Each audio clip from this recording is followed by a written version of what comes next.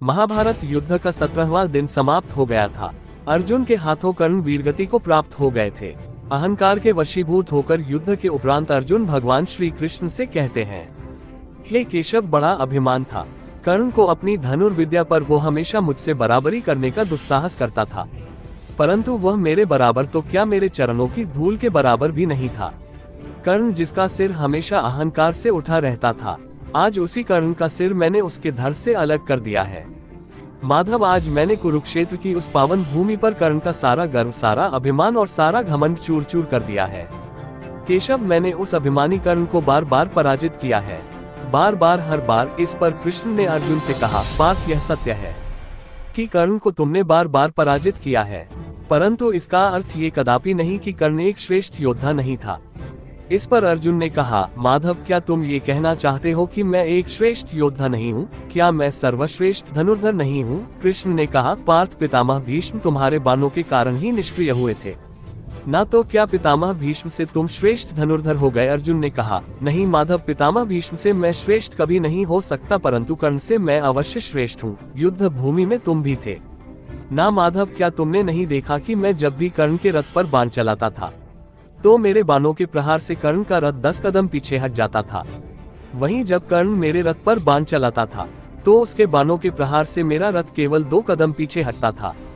हे माधव, बाणों के प्रहारों की शक्ति में इतना अंतर क्या ये सिद्ध नहीं करता कि मैं ही सर्वश्रेष्ठ धनुर्धर हूँ? इस पर कृष्ण ने कहा, पार्थ, तुम मेरे सखा हो, मेरे मित्र हो, तुम्हें तो याद ही होगा कि मेरे कहने पर तुमने ने हनुमान जी का आवाहन कर उनको रथ के ऊपर पताका के साथ विराजित किया और तुम्हारा रथ मैं यानी त्रिलोक स्वामी चला रहे थे और शेषनाग ने पृथ्वी के नीचे से तुम्हारे रथ के पहियों को पकड़ा था जिससे रथ पीछे न जाए।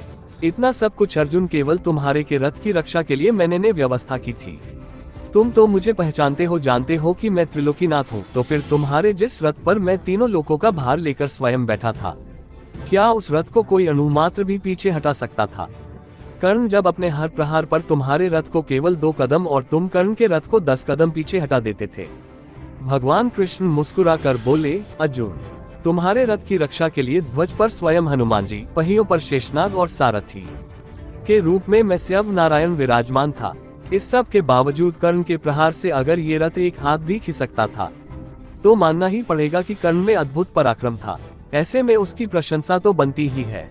और तुम्हें तो याद ही होगा कि पार्थ, युद्ध समाप्त होने के बाद जैसे ही मैं यानी भगवान कृष्ण रथ से उतरे, रथ स्वतः ही भस्म हो गया।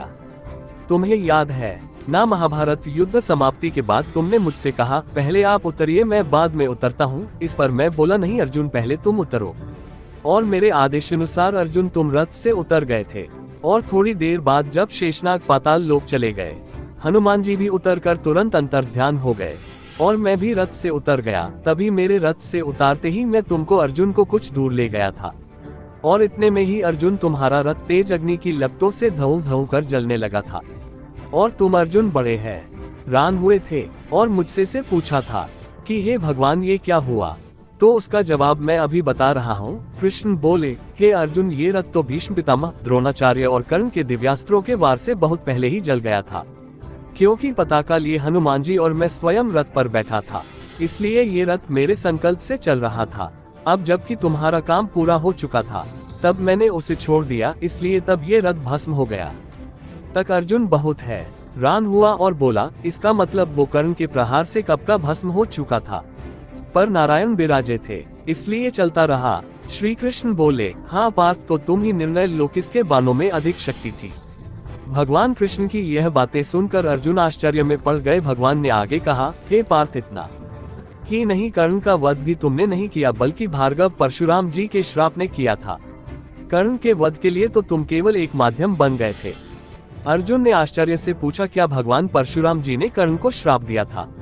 कृष्ण ने जवाब देते हुए कहा, हे पार्थ, जब द्रोणाचार्य ने कर्ण को अस्त्र विद्या की शिक्षा देने से मना कर दिया तो कर्ण अस्त्र विद्या प्राप्त करने महेंद्र पर्वत पर भगवान परशुराम जी के पास पहुंचा, परंतु कर्ण के लिए समस्या ये थी कि भगवान परशुराम केवल ब्राह्मण कुमारों को ही शिक्षा देते थे, इसलिए कर्ण ब्राह्मण कुमार का वेश बनाकर परशुराम जी की सेवा में उपस्थित हुआ। ये सुनकर अर्जुन ने कृष्ण से पूछा, अस्त्र विद्या के प्रलोभन में आकर कर्ण को कितना बड़ा झूठ क्यों बोलना पड़ा था?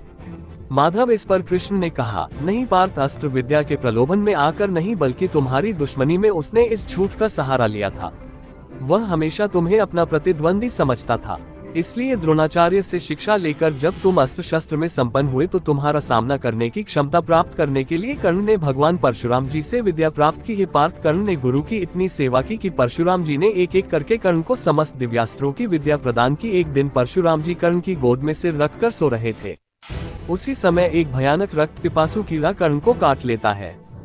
कीड़े के काटने से कर्ण को अत्यंत पीड़ा हो रही थी, परंतु ये सोचकर कि उसके हिलने मात्र से ही उसके गुरु के विश्राम में बाधा पड़ जाएगी, कर्ण सारी पीड़ा को चुपचाप सहता रहा। परंतु कीड़े के डंक मारने से कर्ण की जांघ में घाव हो गया था और उस घाव से बहने वाले गर्मागर्म खून के स्पर्श से परशुराम जी की नींद खुल गई। परशुराम जी की नींद खुलते ही कर्ण ने उस रक्त पिपासु कीड़े को मार दिया। ये देख परशुराम जी क्रोधित हो उठे और कर्ण से बोले, कर्ण, तुमने मुझे धोखा दिया है।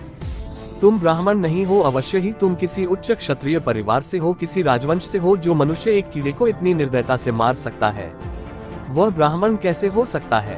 कर्ण, तुम ब्राह्मण नहीं क्षत्रिय हो। क्षत्रिय कर्ण विलाप करते हुए बोला, मुझे माफ कर दीजिए गुरुदेव, मैं एक सूत पुत्र हूँ। मेरी माता का नाम राधा है, इसलिए लोग मुझे राधा पुत्र कर्ण कहते हैं। हे गुरु श्रेष्ठ, आपसे अस्त्र विद्या की शिक्षा ग्रहण करने के लोभ में मैंने झूठ का सहारा लिया था, क्योंकि आप ब्राह्मण कुमारों के अतिरिक्त किसी को अस्त्र विद्या की शिक्षा नहीं देते। मैं क्या करता गुरु श्रेष्ठ, मैं विवश था। परशुराम जी ने क्रोध में कहा, विद्या अपने गुरु से झूठ बोलने वाले के काम नहीं आती। कर्ण, अस्त्र विद्या के लोभ में तुमने मुझसे छल किया है, मुझे धोखा दिया है। इसलिए मैं तुम्हें श्राप देता हूँ कि जब तुम्हें मुझसे प्राप्त की हुई शिक्षा की सर्वाधिक आवश्यकता होगी तब यह विद्या तुम्हारे किसी काम नहीं आएगी। तुम अस्त्रों को प्रकट करने के मंत्र भी भूल जाओगे। तुम जिस रथ के ऊपर खड़े होकर युद्ध करोगे वह रथ भी तुम्हें त्याग देगा और तुम्हारे रथ के पहियों को भूमि निगल जाएगी। भगवान कृष्ण ने आगे कहा, हे मित्र, इसलिए मैं कहता हूँ कि कर्ण को तुमने नहीं बल्कि उसके गुरु के श्राप ने मारा है। और इससे भी बड़ा सत्य यह है कि यह युद्ध जो कर्ण के जीवन का सबसे महत्वपूर्ण युद्ध था, उसने ये युद्ध भी जानबूझकर हारा है।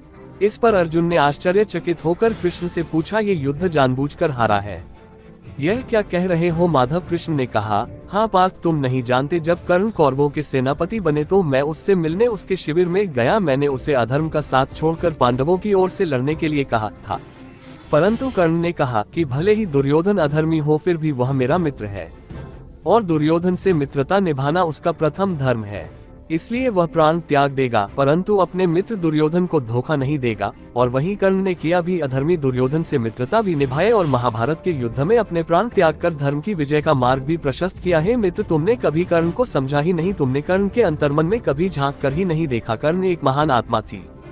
कर्ण जैसे योद्धा, कर्ण जैसे दानवीर युगों युगों में कभी कभार ही पैदा होते हैं। हे अर्जुन, अगर कभी तुम्हें कर्ण के जीवन के पूर्ण सत्य का पता चलेगा तो तुम स्वयं धरती पर सिर रखकर उस महान आत्मा को प्रणाम अवश्य करोगे। ये सब सुनकर अर्जुन का सारा घमंड चूर चूर हो गया। इस कहानी से हमें ये सीख मिलती है कि व्यक्ति को लगता है कि उसके प्रभाव, बल, बुद्धि से सब हो रहा है, लेकिन जीवन में ऐसा बहुत कुछ होता है जो प्रभु कृपा या गुरु कृपा से हो रहा है, पर हमारा अहंकार कृपा को मानने को तैयार नहीं होता, जिस कारण अहंकार बढ़ता जाता है। तो मित्रों, ये थी आज की वीडियो। इस वीडियो पर अगर आप अपनी कोई राय देना चाहते हैं तो आप हमें कमेंट के माध्यम से दे सकते हैं। वीडियो पसंद आए हो तो वीडियो को लाइक करके वीडियो को शेयर करें। चैनल पर अगर नए आए हैं तो चैनल को सब्सक्राइब करना ना भूलें। धन्यवाद।